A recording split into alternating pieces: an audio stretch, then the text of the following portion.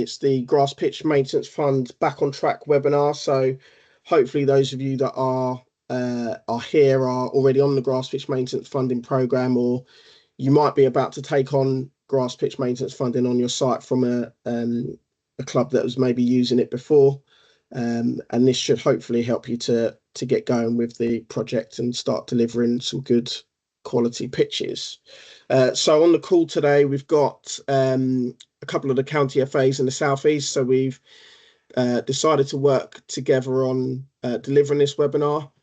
We're also joined by Dan Milgate from the Grounds Management Association, who'll be able to provide that technical kind of expertise regarding the actual operations themselves as well. So as we go through, if you've got any kind of questions, feel free to ask them. You can use the chat function.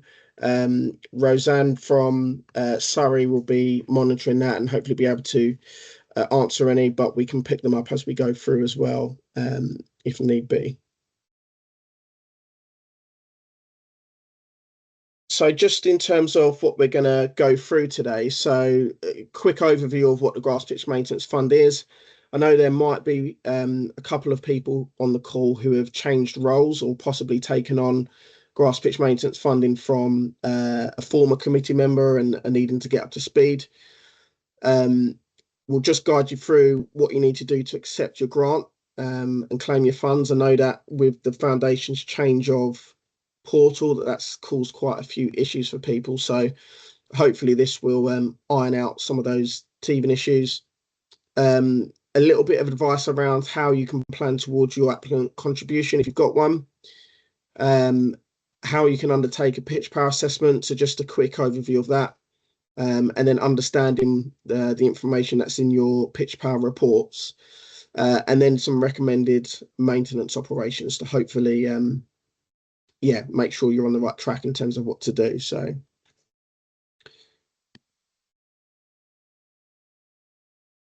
okay, but we're just going to kick off with a little bit of a very short quiz. There's only 5 questions really, which is just around the grass pitch revolution, so to speak. So the first question is, what percentage of affiliated football matches do you think take place on grass pitches? So this is nationwide.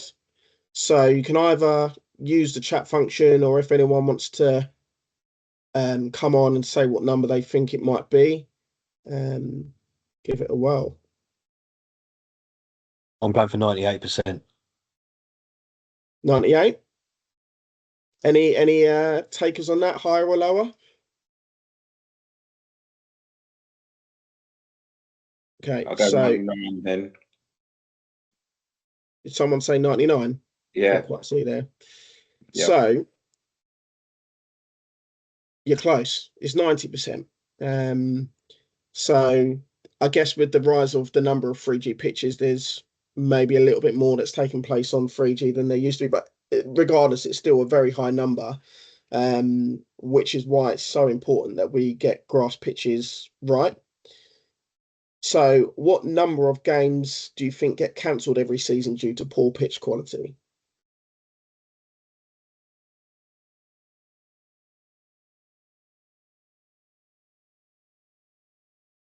It's nationwide. It's nationwide, yeah. It's hard to say, obviously, without necessarily knowing. So Andy's gone 5%. So it's a number as opposed to a percentage, this one. I'm going to go 350. Any other thoughts on that one?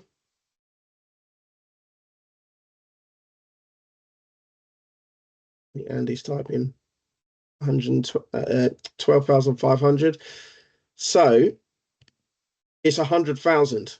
100,000 games every season get cancelled due to poor pitch quality, which is, you imagine obviously the frustration just when it happens with your own team, let alone the volume up and down the country, which is why this is such a big kind of thing that the FA is trying to target. So we do have some good quality pitches nationwide at the moment. Any idea how many we might have? Quite a difficult question, to be fair, without necessarily knowing the total number of pitches. So I'll give you this one. It's 9,000 roughly at the moment. In terms of the number that the FA are targeting to get to a good quality standard by 2030, what number do we think it might be? I'll give you this one as well. 20,000. So we need to double it basically from where, or more than double it from where we are over the next kind of 5 years. But in terms of the total number of pitches that there are across England that are used for affiliated football, it's 30,000. So essentially, the FA is trying to get 2/3 of the pitches up to at least a good or above standard to hopefully make a massive impact on that 100,000 figure in terms of the number of cancellations and improve the playing experience for all. And this program is going to be really key to achieving that. So what's the maintenance fund all about? So it's a fund in which the foundation will give grass pitch users up to £12,800 across a 6-year period to enhance their pitches. So obviously it'd be about undertaking enhanced maintenance operations. So the funding is then used for a contractor to come on and undertake those works on the pitches. The works that are undertaken should be in line with the recommendations in the pitch power reports. And the majority of sites that are on the programme currently are delivering good or above pitches as long as they're following the advice that's in those reports. So in terms of what's available from a funding perspective, so a lot of people will ask, why have we got this amount of money when this site next to us has got the same number of pitches and they've got a different amount of money? So there's a certain amount of money that's available per pitch based on the size of the pitch and based on the standard of it. So that table on the screen shows you what those figures are. So if you think about a collective site that's got multiple pitches on, obviously you can get quite different total grant values across that as well. So PQS stands for Performance Quality Standard, and that's the GMA's, or Grounds Management Association's measure for the standard of the pitches, basically. So you've got poor, basic, good and advanced there. There is high as well, which would sit in the same category with good and advanced. So this example here shows how the funding is then delivered across those 6 years. So this is one basic 11v11 pitch. You can see that it's £12,800. It tapers off every 2 years. You've got an applicant contribution that kicks in from year 3, but essentially the total investment into that pitch across the 6 years actually stays static. When you then overlay that with a 9v9 pitch that's of a good standard, the figures are a lot lower, but there's no applicant contribution in there. And I think the reason why the foundation have done it this way is because they have a feeling that if the pitch is of a good standard, it's probably because the applicant is already investing some money in enhanced maintenance operations. So in terms of what they need to do to keep it at good, it might not be quite as high an amount. So this is obviously a combined one then. So you've got one basic 11v11 and one good 9v9 pitch. That's the total grant amount. It's obviously the 15,000 figure. And you'll see that the total project costs column, it does decrease rather than staying static, but that's because of that good pitch where there's no applicant contribution behind it, and the total project cost therefore drops off across the 6 years.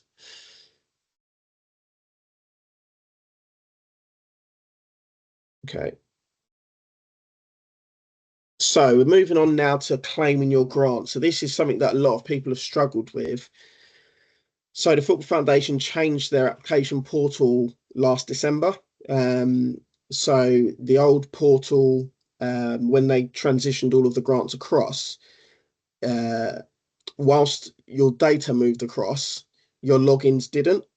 So they required everyone to create a new login in order to continue claiming their grants, even if they were an existing member of the Grassroots Maintenance Fund. Alongside that, the foundation also had they had a couple of fraud attempts. So they tightened up on some of the measures that they use to make sure that the right people are trying to claim money from them. So they brought in a measure which meant that only the chair, the secretary, or the treasurer from football clubs can be the primary or secondary contact on grants.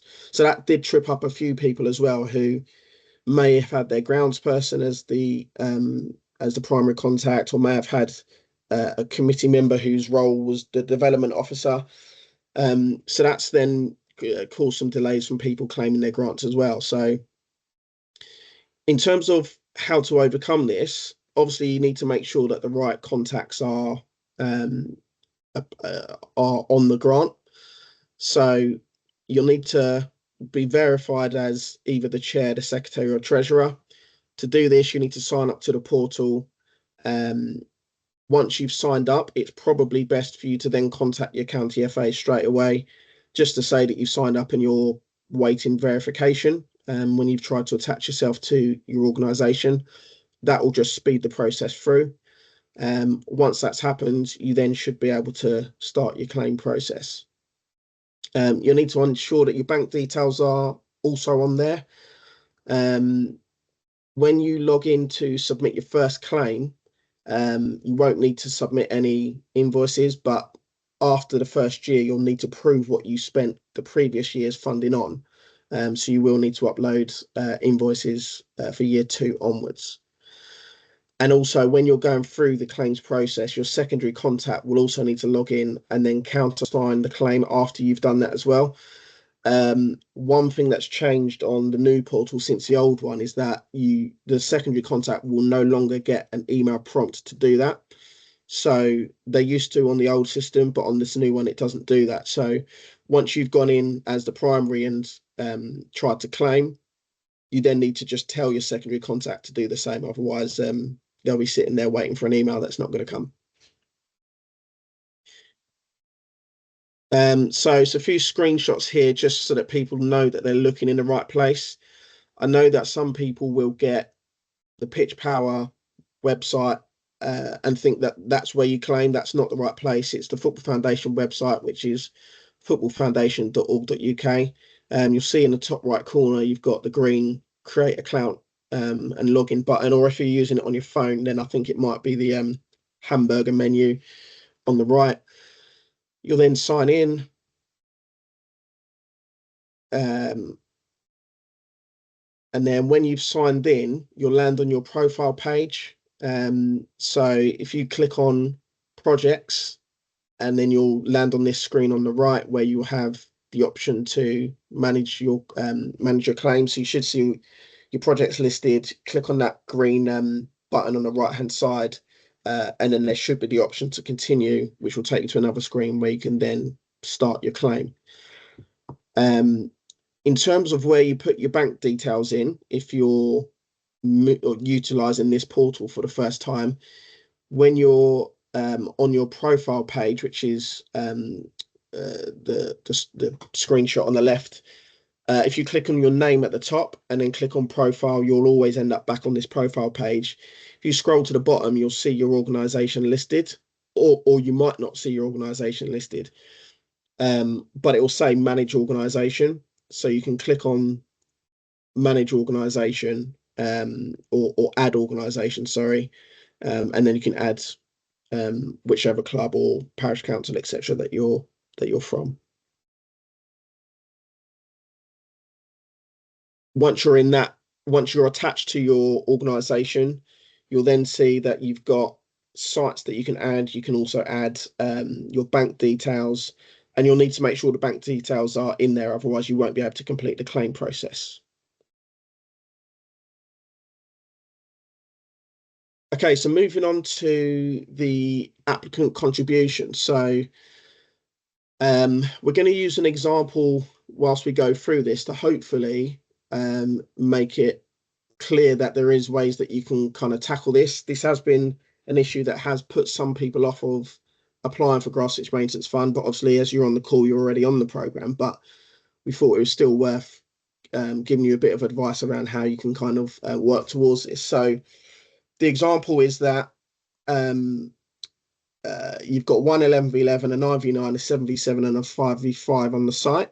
They're all rated as poor or basic, which that's therefore why you've got the grant, which is on the screen on the right. And in terms of your club, it's a 12-team club with 150 players.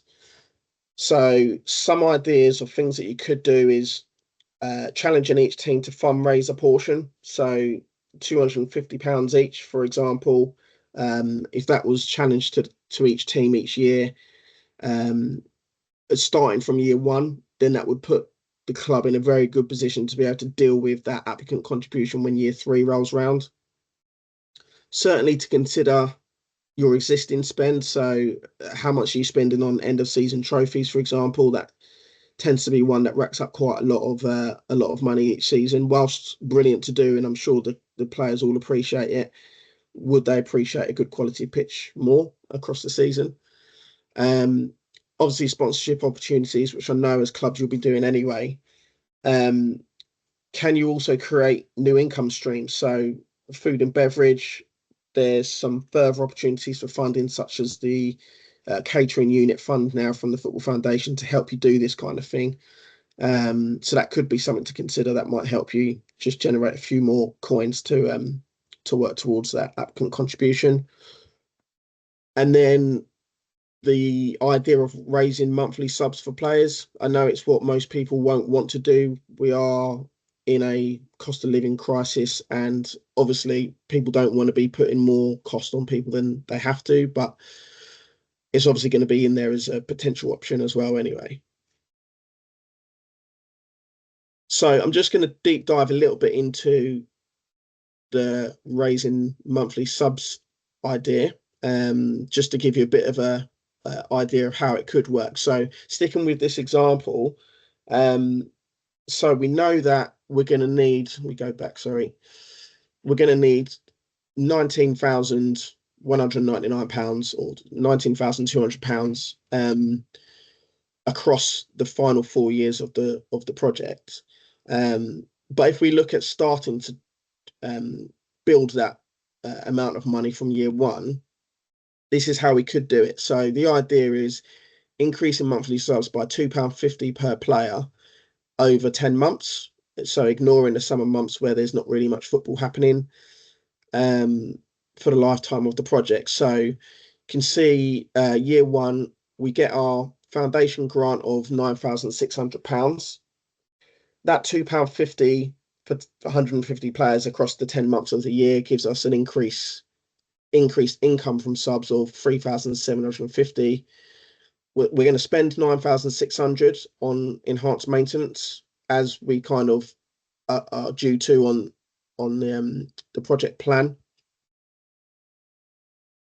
which leaves us at the end of that period with the 3,750 that we gain from the increased subs. We're going to do the same again in year 2, which effectively doubles that amount.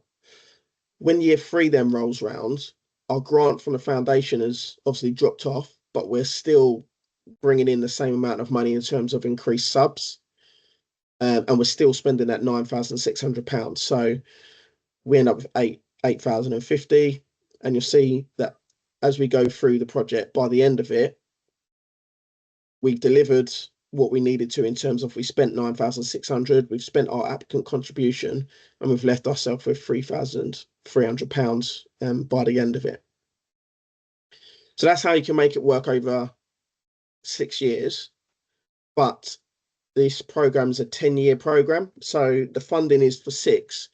For the final 4 years, the foundation will still want you to do pitch power assessments to see what the standard of the pitch is like after their funding falls off. So I think it's wise to try to work towards how you can make it work for 10 years rather than 6. So this is how you could make it work for 10. So it's a more substantial increase in subs. So you're up to £4 now instead of £2.50.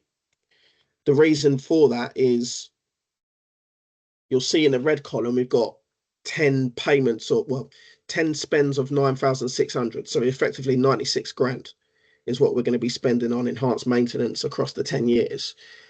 But we know that, let's go back to us.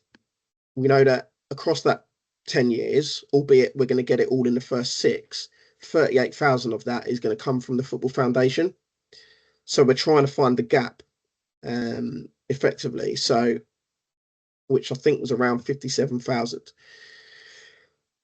So no, tell a lie. Yeah, it was 57,000. So the way I've then worked that out is to go, actually, if we need to get 57,000 across 10 years, it's 57 grand. We need around 5,700 per year. I've ended up using round figures, so the £4 for 150 players across 10 months brings it up to £6,000.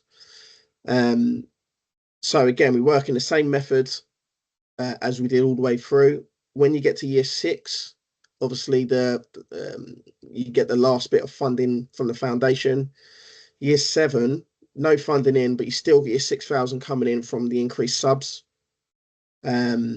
which then, as the final 4 years starts to peter off, it does peter out. So you're left with quite a low amount by the end of year 10, but you have still invested £9,600 in the same way that you did for the first 6 years of the project. So what it should then mean is that you actually have 10 years of good quality pitches. And I know the question after that will be what happens in year 11. And that's an answer I've not got at the moment. I think the foundation at this point are just looking to see what happens with year 7 onwards. And then I guess they'll probably be in a bit more of an informed position to work out what to do beyond that point. So, but hopefully that's given you a few ideas around how you might be able to tackle that applicant contribution and also make it sustainable beyond year 6. Key bit to note, although £4 might sound like a big number, and across 10 months it's £40 more per year. It's obviously, if you break it down, the equivalent of £1 per week, which is less than a coffee. So a good question to ask yourself, if you're thinking 4 might be too much, is would your members be prepared to pay £1 extra per game to play on a good quality pitch? I probably would, but I know it might not be for everyone, but it's a question worth asking whilst you're looking at this. So just moving on to the pitch power assessment. So this will be really useful for anyone who hasn't done pitch power assessments or has taken on the project for the first time. So I guess the backstory is Dan and the other regional pitch advisors at the at the Grounds Management Association, before pitch power existed, they used to go out onto sites and undertake these assessments in person. As I mentioned, there's 30,000 pitches across the country. So in terms of how many RPAs are there, Dan? Is there 8? Yeah, six operating RPAs plus managerial staff who contribute with other projects. So if we're looking at six people to go out and assess 30,000 pitches, it's just not possible.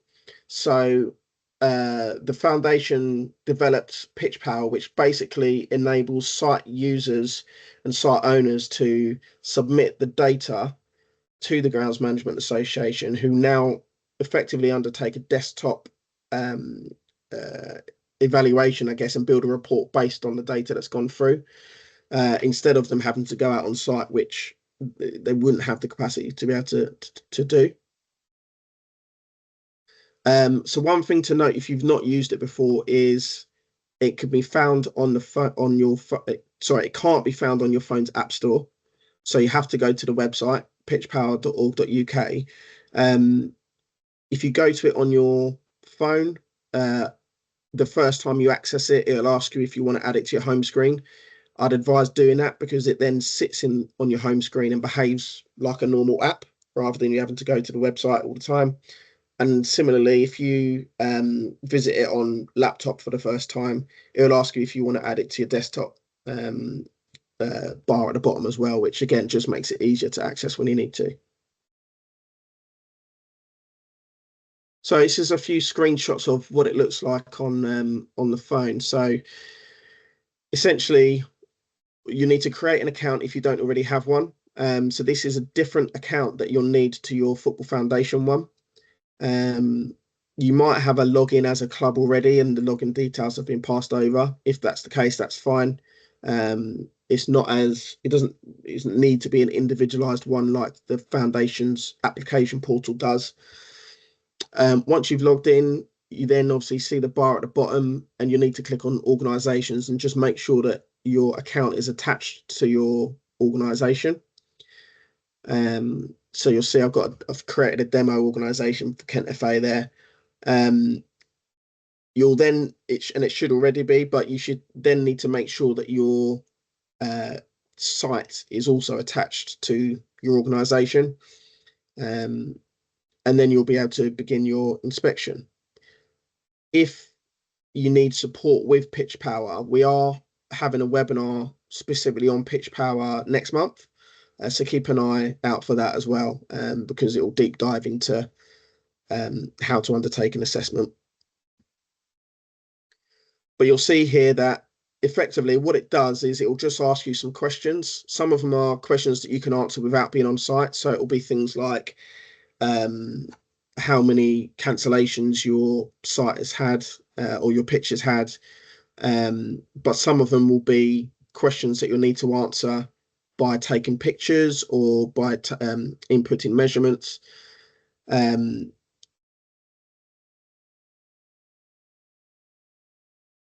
So the quickest way that I think there is to completing a Pitch Power assessment, because I know a number of people will say that it takes too long and we're finding it too difficult to do, is to almost leave the assessment aspect of it behind, but just go out and take the photos first.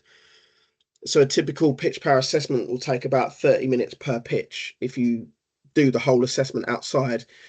If you just go out and take the photos, you should be able to do that within about 5 minutes per pitch. And then it's just a case of going back inside where it's warm, where you've got the Wi-Fi and your phone will respond a bit quicker, and just work your way through the assessment and upload the photos kind of as it requests and answer the questions as it requests. This is something that I use when I've been out supporting with assessments to help make sense of the photos that are on my phone, because as you can imagine, if you're on a multiple pitch site and you're taking lots of pictures of grass and lots of measurements, when you then go back onto the Wi-Fi, etc., you're trying to work out which pitch those pictures were for, and it can get a bit confusing. So a little tip from me is just around obviously you can just take a picture of your fingers just to indicate which pitch number the following set of photos are for, or if you've got more than 5 pitches on the site, then you could just take a selfie video, just say, right, pitch number 1, and then take your next set of pictures and then do the same when you get to the next pitch. So you won't need to upload obviously these couple of pictures here, but I'll show you what you will need to upload. So in total, you'll need a minimum of 7 pictures, possibly 9, but I'll tell you which ones you'll need. So you need a wide-angled picture from the goal line. So this is so the GMA can just get a bit of an idea as to what the whole pitch looks like. Obviously, if you're taking some of the later pictures and you're taking it from one part of the pitch which looks particularly bad or particularly good, it might not actually be representative of the whole pitch. So it'll give them a good gauge as to what the whole pitch looks like. A picture of the line markings, ideally ones that are meant to be straight, so it gives a bit of an indication as to whether the lines are straight. And then also some images of any damage or pests. So you've got the option to upload as many as 4 of these pictures. You could upload none if there's no image, if there's no damage or pests that are causing an issue on the pictures, but you can upload up to 4. There's probably not much point in uploading 4 of the same type. So yeah, it's if you've got 4 different types of damage, then that's maybe where it's worth uploading them.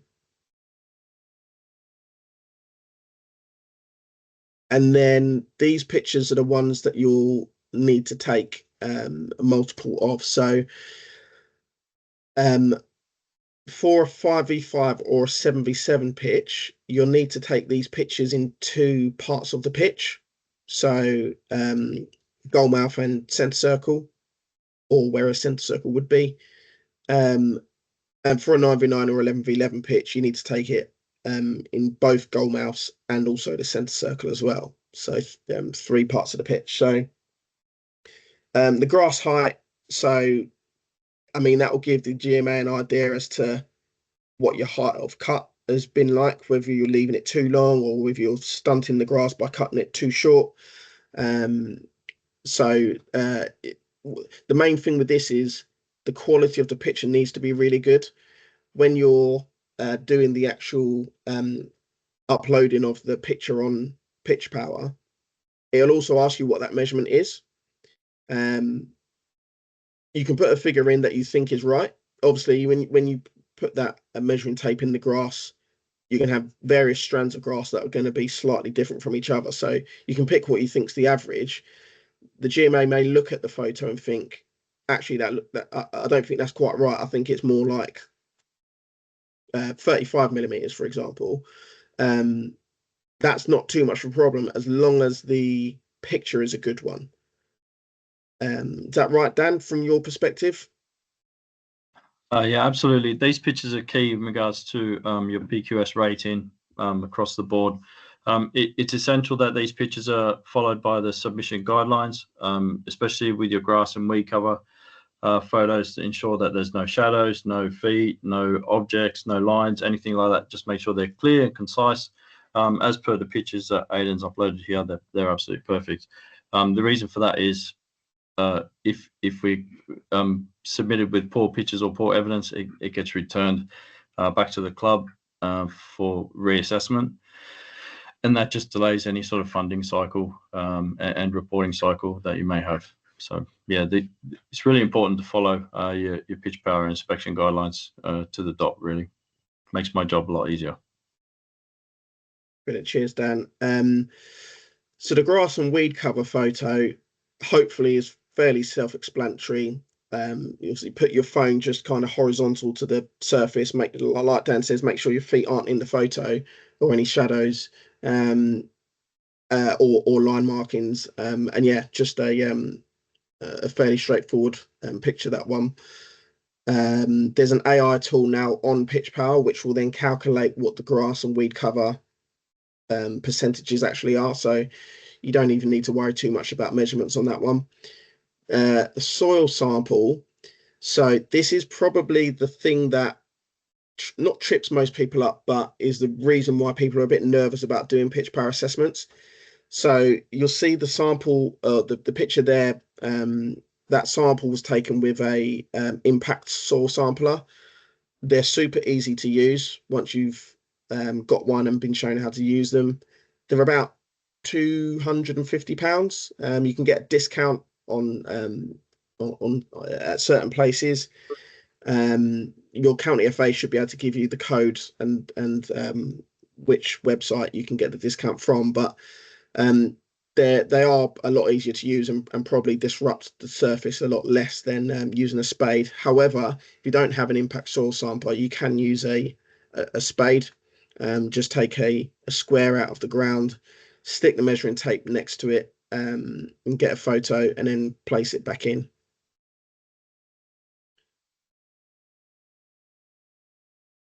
Okay, so in terms of understanding your Pitch Power report, so Dan, I hadn't planned to give this one to you, but I'm just wondering if I've got a I've got an example of a report that I can bring up and scroll through just to give a bit of a overview for people. So I think this is really important because it's so crucial in terms of what the standard of your pitches ends up like. So after you've completed your inspection, it comes across my desk, and I produce a report, as you can see just here, and it's a detailed report for site specific.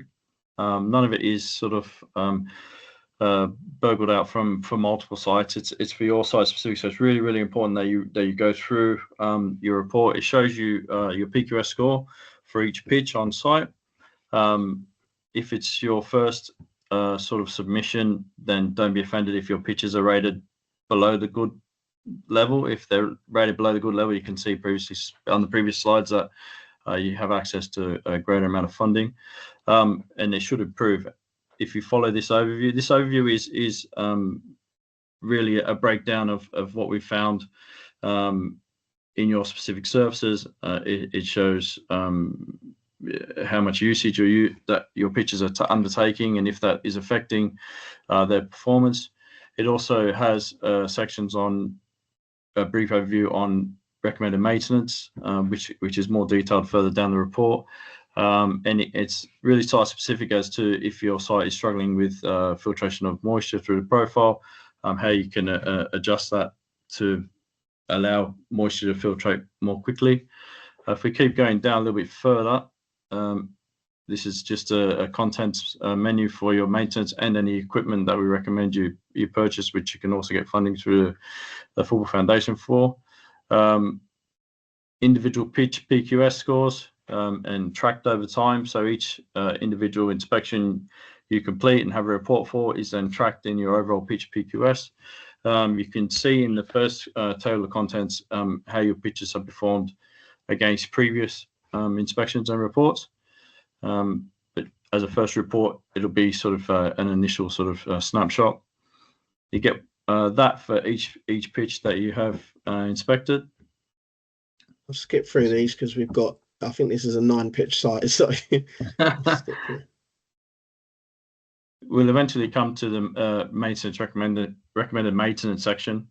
This is a pure overview of each maintenance recommendation we make. The idea is if you follow the recommendations for maintenance as per this report, your pitches will, high percentages that your pitches will improve. It's something like 90% improvement in pitches if the recommendations are followed. A lot of these recommendations are aligned with sort of equipment recommendations for purchase. The idea is if you purchase equipment alongside the recommendations for maintenance, the club will then become more self-sufficient, and that kind of answers the question post year 10. If you have all your equipment in cycle and in stock, and you're performing your regular cultural maintenance techniques, then your pitches will remain at a good standard or above, whether or not you have access to higher funding. And as you can see, it's really detailed. It's site specific.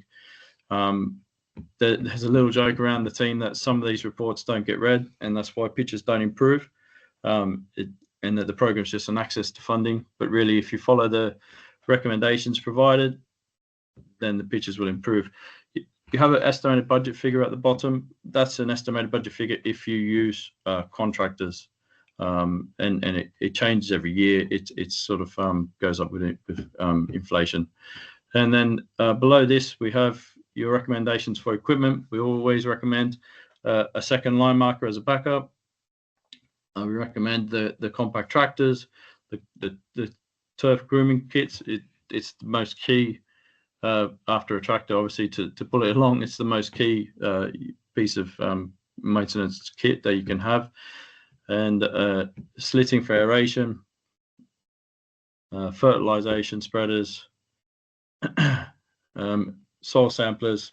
There's a number of things that we can recommend for maintenance machinery, and the two courses or one course, I'm not sure exactly which one it is, that you have to undertake to access your funding is all recommended in your report. And then this section is your access points to funding and to training courses, and for the groundskeeper community, which I believe we're going to talk about a little bit later on. It's changed from the Hive. It's now the Football Foundation's own sort of baby. I think it's on Facebook. Is that right, Aidan? Yeah, that's right. Yeah, it's the groundskeeping corner now. So I think that may have now changed on these reports. I've not checked. I believe so. Yeah. I believe so. These two links will sort of access any sort of information, any sort of questions, burning questions you may have about your pitches, how to improve them, or the actual maintenance techniques that are mentioned in your report. You can visibly see them in action through YouTube videos that are all posted all over these sites. Really, really handy A to Z information for volunteer groundskeepers across the country. Brilliant. Cheers for that, Dan. Yes. So hopefully for those who are maybe looking at their pitch power report for the first time, or kind of received the money and haven't really gone back to it, it's definitely worth making sure you've been doing your pitch power assessment so you've got an up-to-date report. One thing I hadn't mentioned is every time you undertake a new pitch power assessment, and obviously currently you as part of the program meant to be doing that twice a season, you'll get a new report come through and the recommendations may change. So as the pitch changes, the recommendations will change. The order in which the recommendations come through could also change. So the steer we've been given is that if you can't afford to do every recommendation that's on that list, start from the top and do the ones higher up first, because that will give you the best outcomes. So yeah, that's the best advice from us. So before I pass on to Dan for the next bit, I don't know if anyone's got any questions they want to ask at this point, or Ro, I don't know if there's been anything in the chat I kind of forgot to ask. No, all good. Brilliant, cool. Okay, so yeah, over to Dan really, just with a bit of advice around the recommended maintenance. So it's a really, really brief overview of regular maintenance, and some of it's really obvious, but I'm sure some of it doesn't sort of happen the way it probably should do. And you really have to begin with the regular mowing sort of your pitches. It allows for the grass to flourish, especially if it's at an appropriate height. It allows for with the right sort of mowing equipment, it allows for fundamental to achieve a good pitch. The next real important part, and it's generally a sort of a manual sort of maintenance operation, is the repairs of your goal areas, your spots, your center areas, where you get your most wear, and that includes forking out any divots. That includes overseeding goal mouths. Even through December, January, you know, that seed will then be treaded in by footballers with their boots. It's the best way to get it into the ground, really, manually. So it's really, really important that we continue to sort of manually maintain our pitches, rather than just thinking, okay, you know, I've got a machine to sit on and can do that way. Your grooming is another really important thing, and that's your combination turf grooming kit, which is recommended in just about every single sort of pitch power report. It combats things like undesirable grasses. It stands grass up after play. It can help to repair a pitch after play, sort of with your divoting. It can tackle any worm casting, so any pests and diseases that you may have. If you have your grass laying sort of in amongst each other rather than standing up, you will get disease, and then that sort of contributes to having a poorer pitch. And aeration is the one that everyone sort of repeatedly speaks about, and that's not only just, you know, your twice a year where you get your contractor in and he deep spikes your surface. It's really aeration at 3 different levels. It's through the top, so you can break down your thatch. It's into your root depth, so it can help air, moisture, and any feed get through to the roots quickly. And then it's your deep tine decompaction, which allows for your moisture to flow through the surface profile.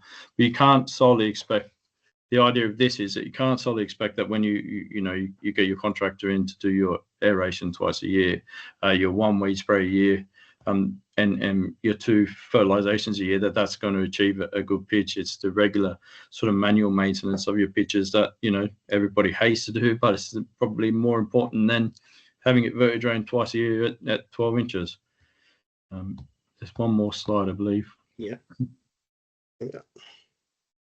So really key is to be consistent. As Aidan mentioned, the package, the maintenance package that's recommended in your report is kind of in a most important at the top and works its way down.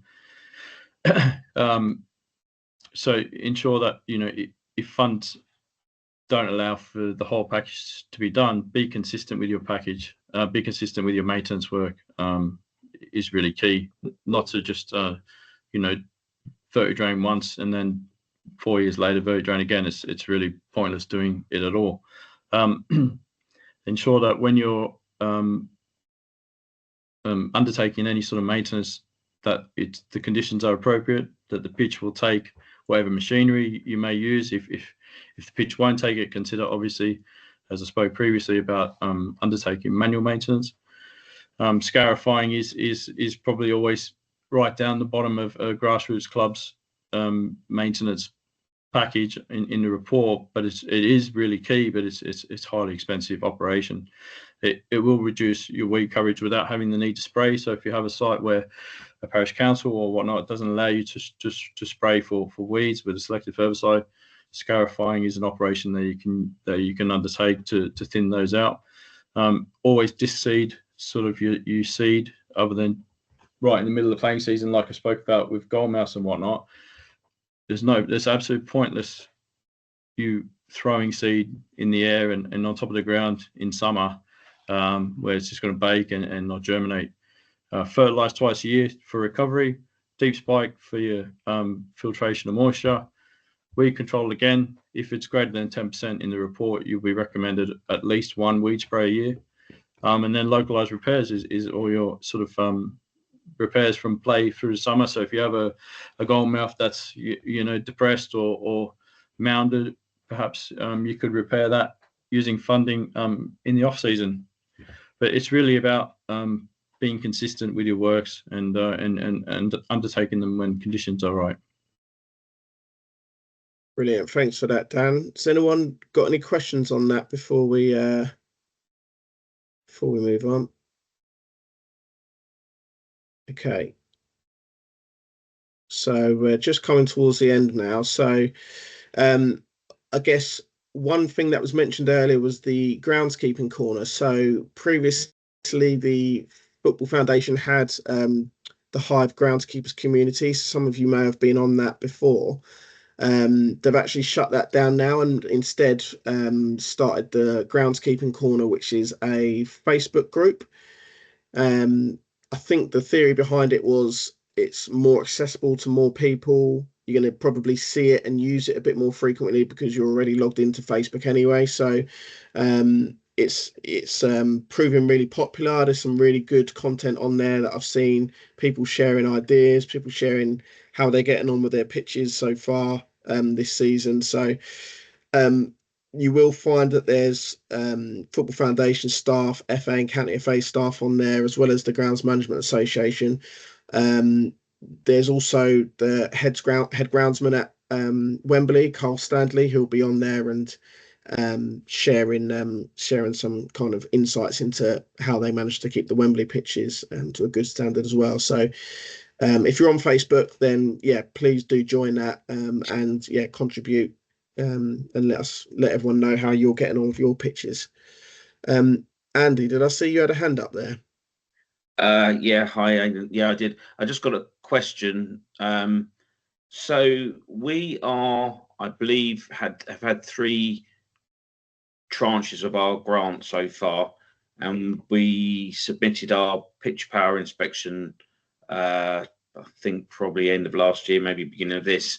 And cut long story short, we've not been given it at the moment. And although we had the first 3 without any issues, and when I got to the bottom of it, it was because they said that we hadn't fulfilled the conditions of the grant, which I didn't recall seeing it as a condition, but it was one that 2 people from the club have to complete the can't remember what it's called now, but a groundsman's accreditation course. Yeah.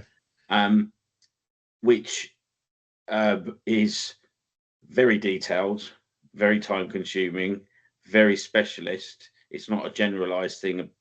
And the point is that no one from the club does any of the works on the grounds whatsoever. We don't even mark the lines.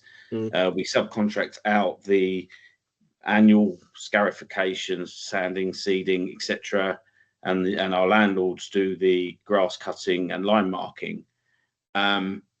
We have had one person complete the course, but we're not a very big club. We don't have a lot of committee members, and it seems a bit pointless, any of us doing it from the club. So I just wondered what the rationale behind 2 people having to have done it, because really even the person that's done it, there's never going to use any of the information that's on it whatsoever. Yeah, and we can't get our grant at the moment till the next. I can answer that for you, Andy. So the condition is that the GMA is a industry leader in learning for the grounds industry in the UK. We're also a charity, and we also would like clubs to understand the operations that have been undertaken by contractors, so that the Football Foundation's funding isn't used in a way that it isn't correct, if for lack of a better word. So really, the level 1 online winter football grounds management course through the GMA that has to be completed to access the funding for the Football Foundation. It's really basic. I'm not sure when this person undertook it or didn't quite understand what they were reading, or if they flicked through it too quickly. I can't answer that, but it's really basic. It's basic knowledge of groundsmanship. It's not a certificate diploma course. It's something that, so that clubs can understand that the money that they're spending is being spent in the right way. That's the benefit of it. Even if clubs have established contractors that they've used for many years, we found that some contractors, and not all, and there's many good contractors out there, but some contractors are taking liability of football clubs and the foundation's funding, and not really sort of maintaining the pitches as per how they should be, and that includes operations like verti-draining, which is deep tine aeration, and operating that machine at the wrong speed just to get that pitch aerated as quickly as possible, not applying enough seed at the correct rate, not applying fertilizer correctly, that sort of thing, and that all contributes to pitches not improving across the country. So really, this was I don't think it's a new thing, Aidan. Do you? I think it's always been in sort of the terms and conditions of the funding, that 2 people have to complete that course. It should take no more than an hour and a half, maybe 2 hours. It's really basic, and it's just a way that clubs can have a little bit of learning within themselves, so that they can understand the contractor work that's been undertaken is done correctly. Yeah, well, I think. I don't know if the course that I've been told to do is the wrong one then, because the person that you're referring to that was talking about it is actually me. Someone else has passed it, but that's someone we had a joint application with the local parish council, and they do the line marking and cutting. So one of their staff has had the time, because they did it during their working hours, over quite a long period of time, to do it. And even though they have got training, that sort of stuff, they said to us that they thought it was quite detailed. He says it takes, I think it actually says there's 3 modules and each takes an hour. Well, I did the first module, it took me more than an hour. Right. And within that, there was about another 10 PDF documents, which I didn't even have a chance. I wish, I need to do it when I've got access to a decent printer, because I would challenge that the whole thing takes an hour and a half and it's quite basic. And it's either that or I'm a bit slow and a bit thick. No, not trying to say that. It took me an hour just to skim through the first module, and I flunked the test at the beginning by miles because I hadn't given it the detailed attention I needed to. What I will do, Andy, is I'll pass that sort of feedback on to our technical and learning department and see what response I may get from them about that, and see where we go from that. But it really is, like I say, aimed at sort of grassroots volunteer groundsmen who, like you say, should be undertaking some of the manual maintenance, so that they are sort of in and around groundskeeping. Something that they pick up. And I understand your position where it's all outsourced, and I fully understand that time is a massive issue these days for everyone. But I will pass your comments on.